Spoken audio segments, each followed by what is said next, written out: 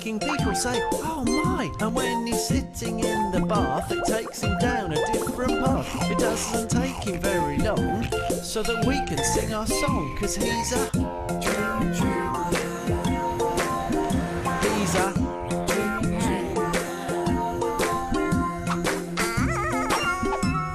He's always swinging high. When he's dreaming, he can fly, 'cause he's... Billy was packing his sports bag because the next day he was playing football. I've got a dead good kit, which is blue like my favourite team. I love footy and I'm pretty good at scoring goals. Once I scored one with my head, and another time I scored one with my left foot, which isn't easy. One time I did it and accidentally broke a window in my granddad's greenhouse. Billy had nearly finished packing his kit, but he couldn't find one of his socks. He looked everywhere for it. Even his mum didn't know where it was. She said if I didn't find it, I would have to wear an ordinary pair, which would be rubbish, because I only got ones with frogs on. That night in bed, Billy thought about all the places he'd looked for his sock. He'd looked in the wash basket where all the dirty clothes are. He'd even looked under his pillow. And in the washing machine. It was the world's greatest mystery, and Billy dreamed about how he could solve it. Detective. Billy Spoon had just finished working on a case for a man down the road. His cat wasn't hungry when it came home, and he thought it was secretly going next door for dinner. I had to spend 2 afternoons spying on the cat. It was dead boring, because it just slept all day. The only time it got exciting was when it tried to chase a bird and got stuck in a tree. Then I had to call the fire brigade to rescue it. It turned out that the cat wasn't hungry because the owner had brought it dog food instead of cat food. How daft. Suddenly, there was a knock on the office door. Billy answered it and saw a well-dressed lady who said hello and asked if she had the right office for Billy Spoon, Private Eye. Sure, I said. She sat down on the desk and Billy offered her a lollipop. But only the lemon flavour, because I saved the strawberry ones for myself. The lady said she was the mayoress of Fat City and she needed some help. Someone had stolen all the clues to all the cases from the police station, and without them the police couldn't solve any crimes. I said I would get straight to work. An hour later, Billy was on the case with his assistant dog. We walked through the city looking for leads. Sometimes if we were stuck on a case, we asked Neville the hot dog man who knew everyone. Unfortunately, it was Neville's day off, and Ernest, his brother-in-law, was in charge. He said sorry for not being able to help, but gave us 2 large hot dogs free of charge. Yummy. There was only one other person who could help, Madame Fortune, Fat City's fortune teller. Billy and a dog located Madame Fortune's tent. She was wearing a big dress with silver moons and stars on it, and she was reading some tea leaves. She said hello to Billy and asked if he'd like a drink.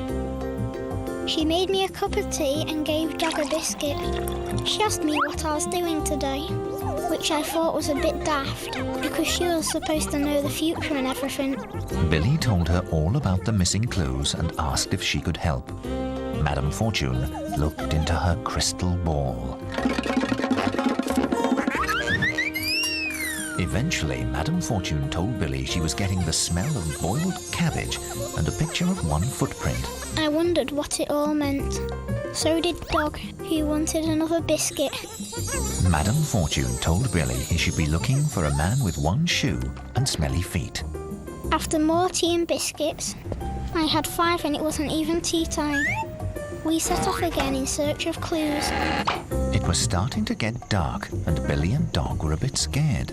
Suddenly, Dog sniffed the air. He could smell boiled cabbage. Could this lead us to the person who stole all the clues? Billy wondered.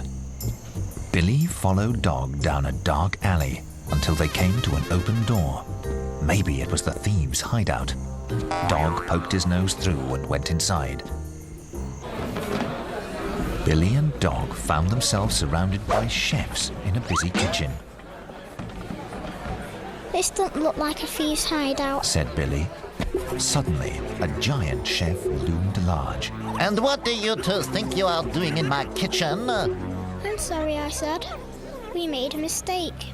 Then the chef noticed Dog, and his face turned red with anger. No dogs are allowed in here! He yelled, and threw Billy and Dog out. Our next attempts were even worse. Dog led me to some dustbins and a pile of old cabbage. Pooh! Then he chased the tomcat halfway across town.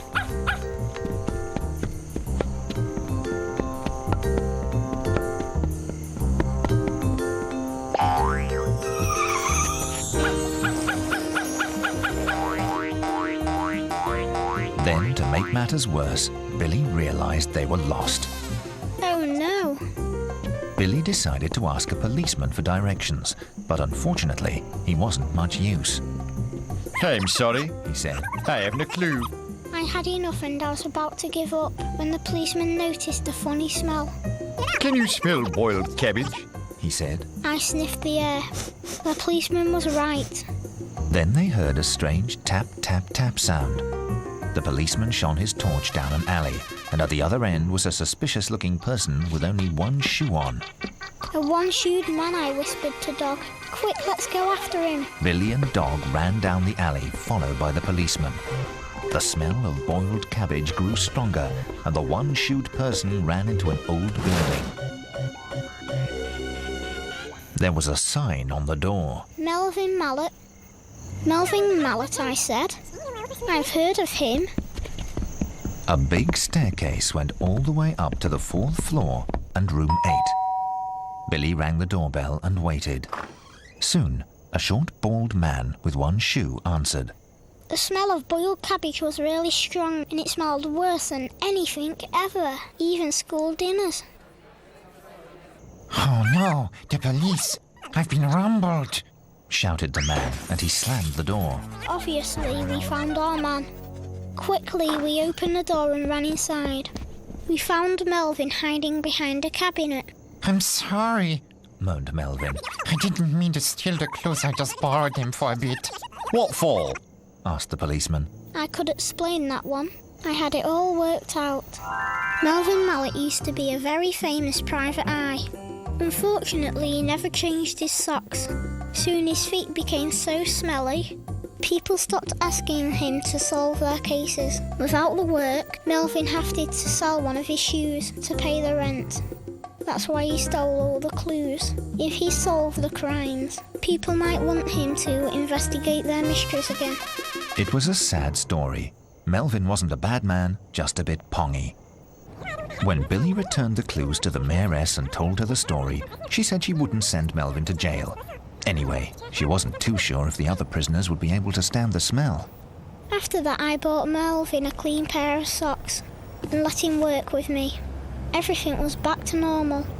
Or was it? I could smell sweaty feet again. He opened his eyes and realized it was morning. Then Billy noticed Dog with his lost football sock in his mouth. It was right next to my nose. So that's where it got to, I said. You had it all the time. And Billy patted Dog on the head. Then he remembered what was for school dinners that day. Boiled cabbage. Yuck.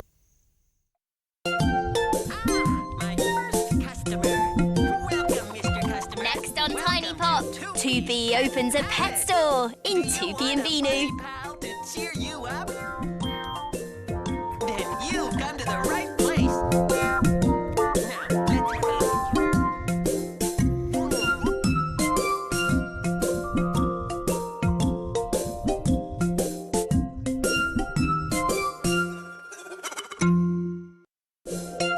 Did you just miss Billy?